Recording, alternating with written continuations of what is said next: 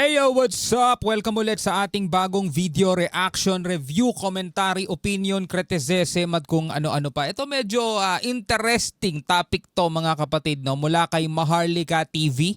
Itong video to mula kay Maharlika TV to. Ito ang title mga kapatid, bakit walang bumibili sa mga modernong fighter jet ng China, mga tol, no?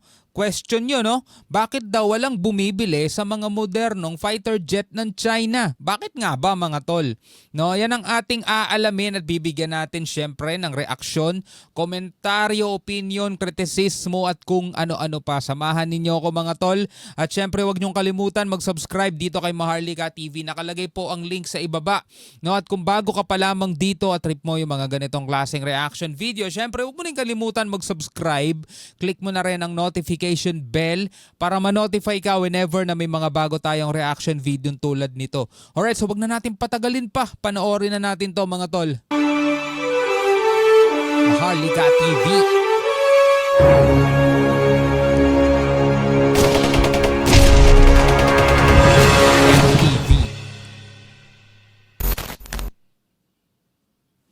Hindi na lihim sa ating lahat mga kapatid ang kagustuhan ng China na maging isang dominante sa buong mundo, hindi lang sa ekonomiya kundi maging sa militar at paggawa ng advanced na mga armas. Tunay, siyang tunay. Yun talaga ang pangarap ni Xi Jinping, mga tol. Yung mapangimbabawan ang lahat ng mga bansa. Ngunit isang partikular na ambisyon ng China ang talagang hindi nila kayang maabot. Ito ay ang pagbebenta ng kanilang mga fighter jet. Habang naging tagumpay ang China sa larangan ng ibang industriya, ang demand ng kanilang mga fighter jet ay talagang hindi nila inasahang babagsak ng husto. Nakakagulat ito dahil maganda ang takbo ng kanilang ekonomiya. Maging ang kanilang militar at pagbebenta ng ibang mga armas maliban sa fighter jet ay tuloy-tuloy ang pagsulong, kung saan noong 2020 nagawa pa nilang makuha ang ikalimang posisyon sa pinakamalaking exporter ng armas sa mundo. Patuloy na gumagawa ang China ng mga advance at talaga namang may kakayahang makipagsabayan ng mga fighter jet. Katunayan, sa loob lamang ng 30 taon mula sa kanilang paggamit ng outdated na MiG-21 variant, nakagawa na sila ng mga advance at talaga namang sopistikadong mga fighter jet gaya ng J-20 at J-10. Actually, mga kapatid, no, pagdating sa teknolohiya, hindi naman talaga pahuhuli ang China. Yung mga komplikadong bagay, kaya nilang ireplika at gawing mas simple. No, na sabihin natin mga kapatid, hindi ganun kasing quality ng katulad nung sa original, pero nagagawa nilang pasimplehin yung isang komplikadong bagay. Ibig sabihin, halimbawa, eto original na isang bagay ito medyo komplikado ang kanyang mekanismo. Kayang-kayang kopyahin ng China yon, mga tol, na may same sabihin natin kapareho ng purpose ng ginagawa, 'di ba? Ng pakinabangan, ng pakinabang o kung saan man ginagamit yung gadget na yon, pero mas simple yung kanyang mekanismo, mas simple yung mga chip, mas simple yung pagkaka-design. Yun nga lang, syempre, mga tol, hindi nga lang din ganun masasabi nating same quality o tibay nung original. Pero ang ibig sabihin lang, mga tol, napakamalikhain ng China, napakagaling nila sa mga ganong bagay. At hindi naman natin, mga tol, maikakaila na pagdating naman sa halimbawa sa technology ngayon sa mga sasakyan is pumapantay na rin pumapantay na yung abilidad o yung kakayanan, mga tol, ng kanilang mga sasakyan. Sa kanila ko nga unang-unang nakita, sa totoo lang yung mga self-parking car, yung mga sasakyan na kusang nagpa-park. 'Di ba may pipindutin ka lang doon tas kusa na siyang magpa-park sa parking. Para yan sa mga taong hindi marunong gumarahe, mag-park, no? Yun talaga. Kayang-kayang gawin. Doon ko nakita yan sa mga sasakyan nila. Kung supply magaling, mahusay, mga tol, yung technology nila. ng mga aircraft ang pag-uusapan. Marami ang China niyan, pero ang tanong, bakit hindi sila nakakakuha ng demand? Bakit walang naging interesado sa kanilang mga modernong fighter jet sa kabila ng pagkakaroon nito ng mga makabagong teknolohiya at mga production capability?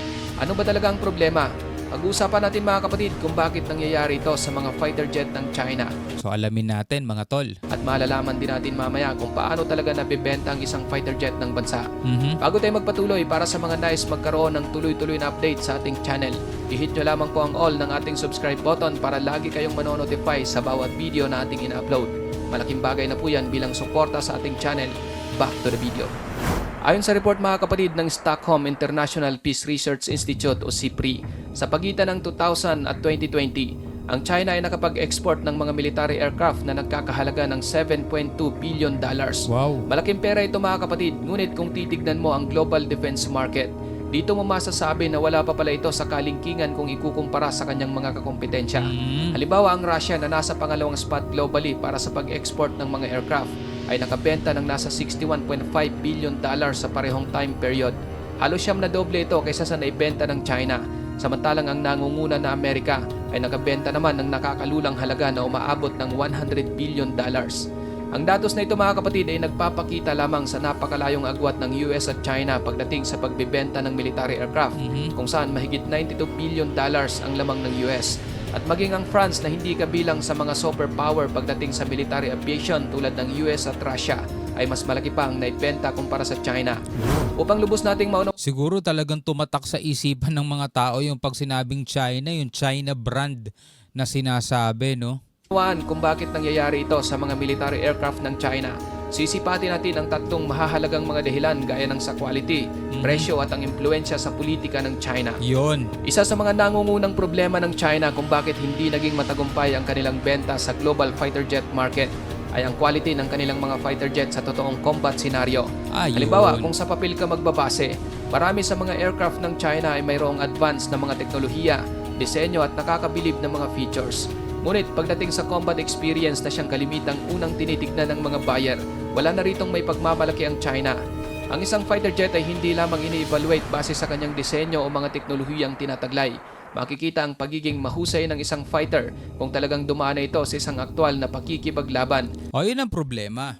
'Di ba? Yun ang problema. Katulad halimbawa mga kapatid, no, sa mga bagong sasakyan, no, lumabas yung bagong sasakyan, kung titignan mo, napakaraming features, napaka high-tech na, napaka-modern na. Pero hanggat hindi lumilipas yung 5 taon, mga tol, o hindi lumilipas yung mahabang panahon o maraming taon, hindi mo pa rin masasabing reliable yung sasakyan na yon, kasi hindi pa talaga siya natetest sa mahabang panahon, bago pa lang eh. So ganun din mga kapatid, no, dito sa aircraft. Kung pag-uusapan natin combat readiness, kung pagbabasehan nga daw sa papel, nakalagay dito yung kung gaano na siya ka-modern, kung gaano na ka-high-tech, kung ano yung mga kayang gawin. Kaya kung pagbabasehan daw papel, talagang alam mo na kapuri-puri at nakaka-impress. Pero pagdating sa experience, medyo duda pa doon yung mga buyer. Kasi ikaw nga naman, no, anong bibilin mo? Etong bago pa lang na hindi pa talaga nasusubukan sa actual, o etong subok na ng mahabang panahon, etong kumpanya na talagang alam mo nang kilala na institusyon na sa paggawa ng mga dekalibreng mga sasakyan. Yun ang problema mga tol. Tapos natatakan pa yung China ng tinatawag na China brand, di ba? Alam mo na, hindi ganun katibay, hindi ganun ka maaasahan, disposable yung mga pyesa, di ba? Hindi rin natin masisisi yung mga buyer. Ganon talaga tingin nila sa China eh. At hindi pa ito nagagawa ng mga fighter jet ng China. Habang matindi ang pagsisikap ng China na makagawa ng sariling mga fighter jet, marami sa mga ito ang talagang wala pang karanasan sa isang aktwal na combat situation. Ang pagiging kawalan ng combat experience ang isa sa mga nagiging dahilan kung bakit inaayawan ng mga foreign buyer ang mga fighter jet ng China. Mahirap din naman kasi, no? Kailangan mo pa talagang sumabak sa away, sumabak sa gera para lang masabi mong matibay talaga yung mga mga sasakyan mo. 'Di ba? Etong sa Amerika kasi kung saan may gera, nandoon sila eh. Siguro ginagamit din ng Amerika yun para ma-promote yung mga kagamitan nila eh, no? Ang mga bansang naghahanap ng mabibiling fighter jet ay malimit na nabibigyang pansin ang mga aircraft na mayroon ng combat record. Hindi lang kasi ito dahil sa technological specification ng fighter. Sinisiguro din ng mamimili ang tibay at performance nito para sa pagiging ligtas ng mga piloto. Ang mga fighter ng US, Russia at France ay hindi na matatawaran ang mga operasyong kinasangkutan. Mga operasyon kung saan ang kanilang mga fighter jet ay talagang sumalang sa isang aktwal na labanan at iba't ibang military engagement. Subok na ang kanilang mga aircraft sa mga live combat scenario na siyang nagiging dahilan kung bakit na-attract dito ang mga potensyal na buyer kumpara sa mga aircraft ng China. So ganun din siguro talaga yung technique ng Amerika, no? Kaya kung saan may gera, nandoon sila. Syempre to promote na rin yung kanilang mga produkto. Aba, magandang marketing strategy yun, no? Kaya pala kung saan may gera, nandun din sila no? Na wala pa talagang napatunayan. Halimbawa, ang fighter ng US na F-22 Raptor at F-35 Lightning II ay parehong 5th generation aircraft na mayroon ng maraming karanasan sa pakikipaglaban. Gayun din ang Su-27 at Su-30 ng Russia na isa ng combat ready at ang Rafale ng France na talagang napatunayan na ang pagiging maasahan na multi-role fighter. Ang mga fighter ng China na J-10 at J-20 ay bagamat sinasabing nakaka-impress, ngunit hindi pa nito napatunayan ang kanilang mga sarili sa isang live combat. Wala, makikita mo lang lagi yan sa mga show. No? Sa mga pagpapakita ng mga fighter jet nila, mga lang talaga, for show lang. No, yun lang ang ginagawa ng mga yan. Doon mo lang talaga sila actual na makikitang lumilipad. Ang J-20 ay sinasabing nagtataglay ng isang kalamangan pagdating sa teknolohiya gaya ng pagkakaroon nito ng stealth features. Ngunit dahil wala itong karanasan sa isang aktual na laban, hindi ito pinapansin at pinagkakatiwalaan ng mga potensyal na buyer dahil sa pangambang baka hindi ito magiging epektibo sa pagharap sa isang modern warfare. Yun lang. Isa sa mga naging estratehiya ng China upang maka-attract ng mga buyer sa kanilang mga fighter jet ay ang pagpapababa nito sa presyo. Isa itong magandang ideya dahil yun din naman ang hinahanap ng mga mamimili ang mayroong abot kaya ng mga presyo. Ngunit ang pagiging mura ng mga fighter na inaalok ng China, red flag, kaduda-duda. Diba? Ikaw bebentahan kan halimbawa ng isang cellphone. Tapos sobrang mura. Alam mo na bakit ang mura? Diba? Bakit ang mura? Ibig sabihin hindi ganun kalidad yung mga materyales na ginamit. Hindi primera klase kumbaga. Diba? ay nagkaroon ng problema dahil ang mga makina nito ay hindi reliable o mahina ang quality. Malaking bilang ng mga military jet na ibinibenta ng China ay pinapagana gamit ang mga Russian-made na makina. Ngunit hirap silang basta nalang i-export ang mga ito nang walang pahintulot mula sa Russia, partikular sa mga bansang walang maayos na relasyon kay Putin. Sinubukan ng China na mag-develop ng sarili nilang mga jet engine upang hindi na umasa pa sa Russia. Ngunit ang kanilang sariling gawa ay mahina ang quality at performance. Sobrang napakamahal din ito, mas mahal pa kaysa sa mga Russian-made engine. At kung ikukumpara sa makina ng mga fighter ng Amerika at Russia, ang sariling gawa ng China ay talagang napakahinang klase. Noong panahon ng Cold War, ang China ay nakakatanggap ng suportang teknolohiya at militar sa Soviet Union, kabilang ang pagbibigay sa kanila ng mga aircraft. Sa Soviet technology lang din noon at pagiging eksperto umaasa ang China. Pero nang magkatensyon ng mga ito, doon na sila magsimulang mag-develop ng kanilang sariling mga armas at teknolohiya. Sa Russia, halos kumukuha ang China ng mga disenyo sa kanilang mga fighter. Halimbawa, ang kanilang Shenyang J5 na isang licensed copy ng MiG-17 ng Russia. Yan, isa pa yan sa problema ng China mga tol. Napakahilig nilang manggaya. Ang J6 na nakabase sa MiG-19 at ang J7 na ginaya naman ang MiG-21 at ang lahat ng ito ay gumagamit ng Russian engine technology. At tulad nung sinabi ko nga kanina, yung mga komplikadong bagay, no, ginagawa nilang low cost, 'di ba? Para mas affordable, mas abot kaya.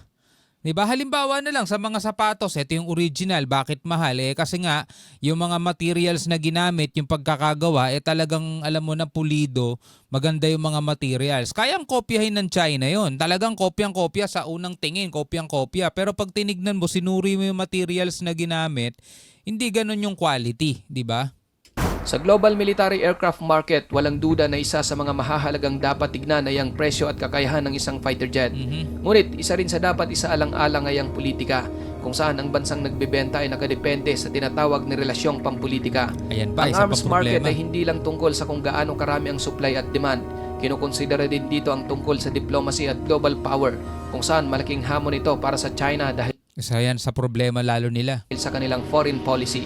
Ang mariing paninindigan ng China sa mga isyong tulad ng sa South China Sea at pambabraso ng kanilang militar ay nagiging dahilan kung bakit ang maraming mga bansa ay umaayaw sa kanilang mga ibinibentang military equipment. Saka siguro yung mga buyer nila natatakot din bumili o magtiwala sa China. Baka may mga ano yan, no, may mga tawag dito, ikinakabit sila dyan para makapag-spy o makapag-espiya. Diba? Kaya nga tignan mo, diba, bali-balita ngayon, ibaban yung TikTok sa US mga tol dahil nga sa pangamba na magamit ng China sa pagkuha ng mga data. Diba? Yung kawalang tiwala din kasi isa rin yun sa problema mga tol. Kahit pa sa murang halaga. Halimbawa ang Pilipinas na mas piniling bumili ng mga fighter jet sa South Korea kaysa sa China. Dito makikita ng pagkakaroon ng security concern at mga isyong pampolitika ay nagiging sanhi sa pag-ayaw ng mga bansa na bumili ng mga armas na mula sa China. Bakit nga naman tayo bibili ng mga kagamitang pandigma sa China? Sila nga yung kalaban natin. Baka yung ibigay nila sa atin yung mga yung mga madadaling masira. Sasabihin nila, ba't natin bibigyan ng Pilipinas ng magandang klase? Gagamitin sa atin yan, di ba? Bigyan nyo lang ng mumurahin lang. Maliban sa South China Sea, mayroon ding mga isyong pampolitika ang China sa may Asia-Pacific region katulad ng sa India. Walang magandang relasyong pampolitika ang India sa China. Nagkaroon ito ng hidwaan sa kanilang mga seguridad at interes. Problema kasi nila, dami pa rin nilang kaaway, no? Kaya naman kahit tila isusubo na ng China sa India ang mura at advanced nilang mga military aircraft, sa Russia at sa mga Western supplier pa rin bumibili ang India. Maraming bansa ang talagang hindi na nagtitiwala sa China katulad ng sa Myanmar, na bagamat mayroon itong political at military ties sa China. Ngunit ang mga armas ng Russia at kanluran ang kanilang binibili imbis na ang mga fighter jet ng China. Pagdating sa Middle East, kung saan ang rehiyong ito ay talagang na-impluensya sa mga alyansang geopolitical, mas lalong hindi talaga matatalo ng China sa pagbebenta rito ng mga fighter jet ang Amerika, Russia at ang mga European nation. Napapanatili rito ng Amerika ang kanilang matatag na alyansa sa mga bansang tulad ng Saudi Arabia, United Arab Emirates at Israel, at ang relasyong ito ay mas lalong napatibay sa pamamagitan ng pagbebenta ng US ng mga advanced at combat-proven na mga gamit pang-militar. Bagaman ang ilan sa mga Middle Eastern country tulad ng Iran at Pakistan ay bukas sa pagbebenta ng fighter jet ng China, ngunit marami pa rin ang nananatiling hindi masyadong dumidikit sa China, lalo na kung ang kanilang mga political at security interest ay mas nakatuon sa West. Isa rin sa mga halimbawa na talagang kinakaharap ng China ang pahirapang pagkuha ng mga kontratang pangmilitar mula sa ibang mga bansa dahil sa problemang pampolitika ay ang sa Turkey. Nakahanda na sanang makipag-deal ang Turkey sa China para sa mga long-range missile defense system noong 2013. Ngunit dahil sa geopolitical pressure mula sa NATO allies, naging dahilan ito upang ikansela ng Turkey ang nasabing deal. Sa kabila ng mga hamon na kinakaharap ng China sa pagbebenta ng mga fighter jet, naging matagumpay naman sila sa pag-export ng mga unmanned aerial vehicle o drone. Hindi katulad sa Amerika at Israel na mahigpit ang export restriction ng kanilang mga drone dahil sa pangamba ng overproduction at supply. Kabaliktaran naman ang ginagawa ng China kung saan naging agresibo ito sa pag-market ng mga drone sa mga bansa sa Africa, Middle East at Asia. Actually yung ibang mga sikat na commercialized drone, made in China pala yun. China, alibawa DJI. Ngayon ko lang nalaman sikat na sikat talaga yun, lalo na sa mga filmmaker, yung mga DJI drone. China pala yun, mga tol. Sa pagitan ng 2014 at 2018, nakuha ng China ang mahigit 5% ng global drone market.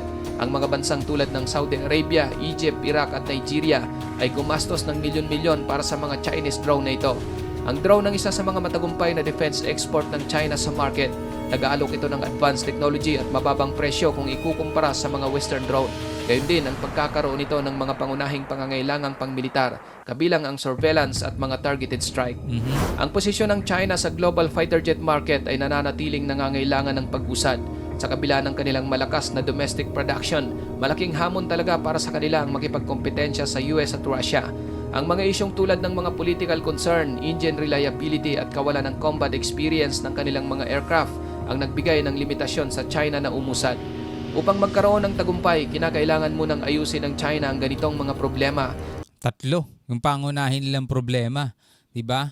Yung issue sa politika, tapos yung engine reliability, kung gaano nga ba talaga maaasahan 'yun, at yung combat, yung actual combat experience, no? 'Yun ang problema, wala sila nun. Habang mapayapang nakikipagnegosasyon sa ibang mga bansa tungo sa magandang pakikipagrelasyon, habang nakitaan naman sila ng tagumpay at potensyal sa drone market, ang kanila namang ambisyon na magtagumpay sa fighter jet ay mukhang nangangailangan pa ng matagal na panahon. Wala, sila lang talaga gagamit niyan. Maliban na lang kung malalampasan na nito ang naunang mga hamon. Ikaw kapatid, ano ang masasabi mo sa videong ito? Yun lang talaga, no? Sila muna talaga unang gagamit niyan at sila magpapatunay sa mundo na reliable yan. Pero paano yun mangyayari? Kailangan muna nilang mapalaban. 'Di ba? Siguro mapapalaban sila kung gagamitin na agad nila yan sa Taiwan. Yun naman talaga yung balak nilang sakupin 'Di ba? Countdown begins na nga daw ngayong 2025 Pero sana hindi mangyari 'yon, mga tol. Ikaw bilang isang Pilipino, ano masasabi mo diyan? Comment ka na lamang sa ibaba. Hanggang sa muli, mga tol. Ako nga pala si Shobaldi. Peace out.